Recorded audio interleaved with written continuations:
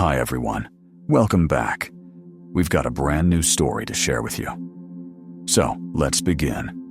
My name is Nathan. Grief has a way of stripping away the varnish and revealing people exactly as they are, no matter how carefully they've presented themselves for years. I thought I knew my in-laws after 16 years married to their daughter. It wasn't until my wife died that I learned who they really were. What happened at the reading of her will showed me how quickly some people turn tragedy into an opportunity, and how family loyalty becomes negotiable the moment money enters the room. My wife, Marina, and I had been married for 16 full, good years when she lost the fight she'd been fighting since she was a child, an autoimmune illness that had shadowed her life from the age of 8. She died at 44, unbearably young, with so much life still stretching out in front of her in our plans. We had known, at least in the rational part of our minds, that one day we would face this. Knowing didn't make the losing any easier to bear when the day finally arrived. From our first honest conversations, Marina told me the truth about her health. We began dating with no illusions. A severe autoimmune disorder had been diagnosed when she was a little girl. It touched multiple systems, required constant management and monitoring, and would always be part of our life if we chose to build one together. When we decided to marry, we did so with open eyes, fully aware that her condition would be a central axis of our day-to-day and our long-term choices. We spent years searching for every reasonable path that might buy time and improve her quality of life. Consults with specialists across the country, long travel days for appointments with subspecialists, and careful, documented trials of every option that had evidence or promise. We never found a cure, but we did find time more of it than some thought we would, and Marina used that time with grace and stubborn resilience. The medical costs were heavy. Insurance covered basics and standard of care. The treatments with the most promise sometimes sat outside guidelines as experimental, and those required us to reach into our own pockets. We chose, together, to invest in those chances. Cutting-edge therapies, consults not covered, protocols that needed cash up front. It added up, but so did the months and years we were grateful to have.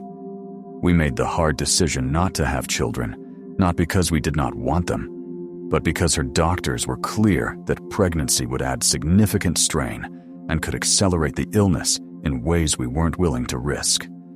The stress of gestation and delivery, we were told, could shorten her life. That sacrifice lived quietly between us, an unspoken love letter to the years we wanted to keep. Instead of parenting, we filled our home and calendar with other kinds of richness. We traveled when her health permitted. We followed our shared interests.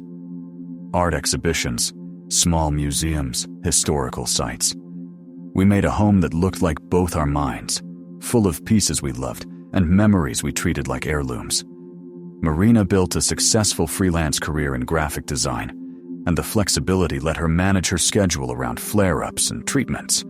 She often worked with big brands who sometimes paid in stock grants rather than cash, a quirk of her niche that ended up mattering. Despite everything her body demanded, our marriage was genuinely happy. She refused to let the illness write her story. Every day she chose to show up as herself. Funny, bright, disciplined, refusing to be reduced to a diagnosis. Her parents were another story. Marina's mother, Gloria, and father, Harold, had 2 sons as well as their daughter. Over the years, it became difficult to ignore that the sons were favored, and that Marina was treated, at best, like a duty that could be delegated to me once we married. At family gatherings, the dynamic showed in the smallest ways. Medical updates were brushed past. Her new therapy was less interesting than a nephew's traveling team schedule. Conversations defaulted to the sons' lives as if Marina's didn't require attention. After our wedding, the pattern hardened. They rarely asked about her condition or the next line of treatment. They preferred to talk about her brother's plans, work moves, and house projects. It seemed they had decided the responsibility to care and advocate had been transferred to me when I put a ring on her finger. Still, Marina kept the line open. She invited them for holidays, remembered birthdays, and anniversaries, and continued to include them despite their disinterest in the part of her life that required the most courage. As her condition worsened in the final years, their visits became even rarer. The closer reality came to the surface, the more uncomfortable they appeared. Distance was easier than support. We learned to stop expecting them. Those last 2 years were hard in every direction. More hospitalizations, more intensive treatments, more fatigue, more recalibrating daily life around the non-negotiable medical calendar. I was her primary caregiver and advocate, the coordinator of appointments, the keeper of medication schedules, the one who took notes and asked follow-ups and made sure every lab result landed where it needed to be. During the final months, we did the practical work that love asks you to do in the face of hard truth. We discussed her will and estate planning. Marina was clear, painfully, beautifully clear, about what she wanted. I had stepped back from career opportunities to be at every bedside and clinic. She wanted to make sure I would be secure when she was gone. Over our years together, she had accumulated real assets.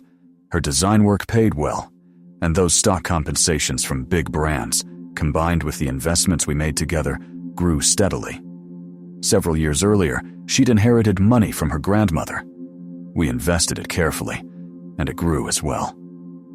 By the time the spreadsheet had to be turned into instructions for a world without her, there was a real estate to discuss. When Marina died, the loss broke me, even though I had known I was walking toward it. 16 years of shared life is not erasable by preparation. Grief made every task feel foreign. The house felt too quiet and too large in all the wrong places. The service, simple as she wished, focused on celebrating rather than draping the room in sorrow, was both difficult and right. Her parents came, as did her brothers, but their presence was formal, restrained, more like attendees than mourners. Weeks passed. I tried to learn how to live in the structure of a life that no longer contained her. 2 months after Marina's death, her attorney called and asked me to come in for the formal reading of her will. We had already discussed her wishes. I knew the shape of what would be said. The reading was still necessary for the law to do what it needs to do. On the day, I arrived at the office expecting a straightforward process. Gloria and Harold were there too, along with Marina's brothers, Eric and Joel. The room's air felt tight, but I chalked it up to the occasion itself. The attorney began with the standard language, confirming Marina's capacity at the time she signed, laying out the order of things. Then, line by line, he read the bequests Marina had written. As expected, the majority of the estate went to me. The house we shared, her business assets, investment accounts, personal property, the sum of our building and her achievements. It was substantial, the ledger of a life we had constructed with attention and discipline. As the attorney read, I watched faces change. Polite attention on Marina's parents shifted to displeasure, then hardened into anger as the proportions became clear. Most of what their daughter had owned would remain with the man she had chosen, not return to their sons or to them. When the main provisions were done, Gloria spoke first, voice edged with indignation sharp enough to cut. She declared our daughter's money belongs to her brothers, as if bloodline were the sole criterion, as if marriage did not count as family, as if the last 16 years and the caregiving and the choice Marina had made were the irrelevant parts of the equation.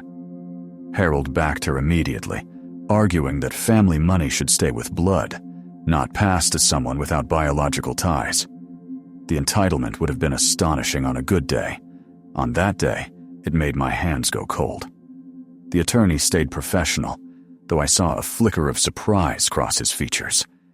He explained, as he would to any client's family, that the will was valid, that it reflected Marina's explicit wishes, that it would be executed as written.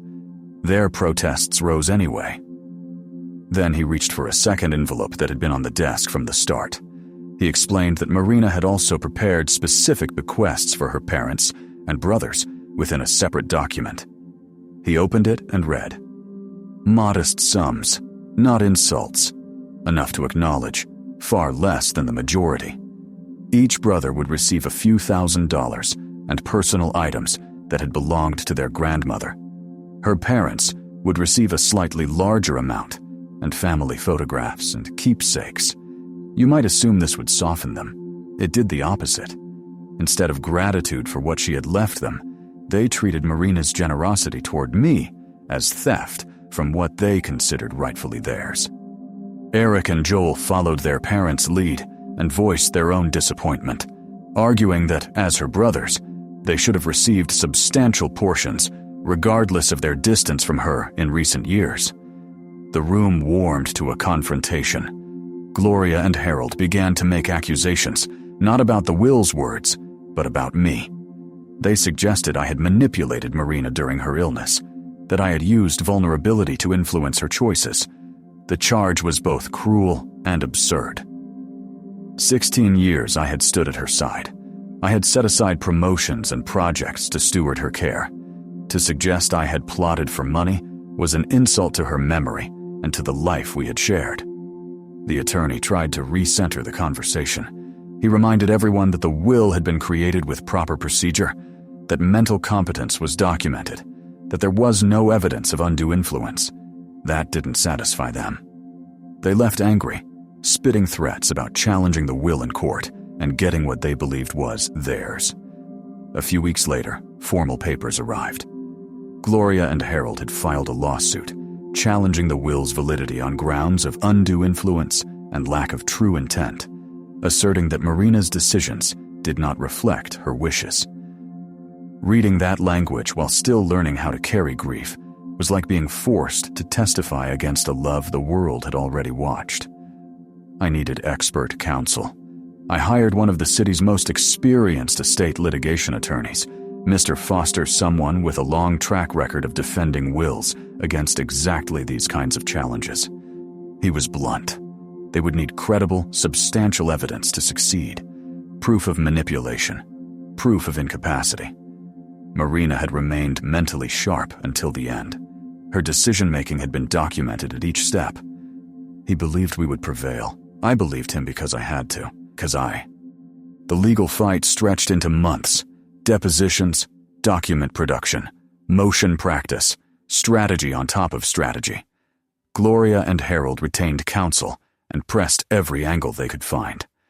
Discovery stripped away postures and revealed what mattered. They had no evidence. Witnesses, medical and personal, testified to Marina's capacity and clarity. The depositions also exposed the reality of their relationship with Marina. When asked to detail involvement in her care and their understanding of her condition, the record showed absence more often than presence. My attorney methodically demonstrated that Marina's estate planning matched her values and the truth of our marriage. I had been the primary caregiver and support. Her parents had maintained minimal contact. Her choices reflected exactly who had been there and in what ways. When we finally stood before the judge, the ruling was decisive. The court found that Gloria and Harold had failed to provide credible evidence of undue influence or incapacity. The will stood as valid and enforceable. Marina's wishes were affirmed in law as they had been in love. There was more. Because the lawsuit lacked merit, because it was, in plain terms, frivolous, the court ordered them to pay my legal fees. The number landed like a brick when they heard it. I had hired one of the most expensive attorneys in town, and months of complex litigation do not come cheap. The bill they now owed far exceeded the modest bequests Marina had left them in that second envelope. The resolution was satisfying beyond dollars. The court's decision vindicated Marina's voice and our life, while forcing into daylight the truth about people who used the word family, but showed up only when there was something to divide. Their attempt to claim her assets backfired completely. No additional inheritance, and a new obligation to pay fees that dwarfed what they might have kept if they'd chosen decency. The whole ordeal taught me more than I wanted to know about grief and money, and the way some people reveal priorities when they think the world isn't watching. Gloria and Harold's behavior showed that their concern for Marina had, for years, been secondary to what her life might one day be worth to them on paper. Looking back, I realized Marina had understood them better than I did. Her estate planning reflected exactly who had been present and who had not. It also underscored something practical and important. Proper estate planning matters. Marina had worked with a competent attorney. Her will was drafted and executed correctly. When challenged, it held. The process was emotionally draining and expensive, but it unexpectedly gave me a form of closure. Being forced to defend what our marriage had actually been, to give sworn shape to years of daily care and shared decisions, helped me carry grief with a little more steadiness. Today, I'm grateful her final wishes were honored, and that her memory was protected from those who would have treated her life as a transaction.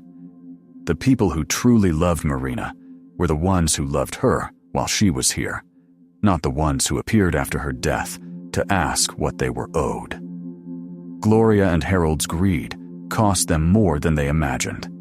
They lost the legal fight, and what dignity might have remained for them as her parents in the eyes of people who knew the truth. Their actions revealed exactly why Marina did not prioritize them in her will.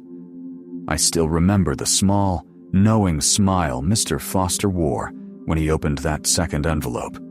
Even he had understood the dynamics, and I suspect, anticipated the reaction we witnessed.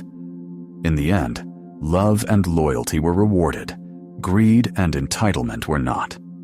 Marina's estate went where it belonged, to the person who stood beside her through 16 years of marriage and illness, not to relatives who treated her primarily as a potential inheritance. The memory I carry of Marina is untouched by their behavior or their lawsuit.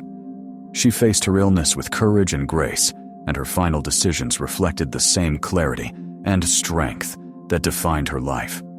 Her legacy belongs to those who truly loved her, not to those who merely shared her DNA.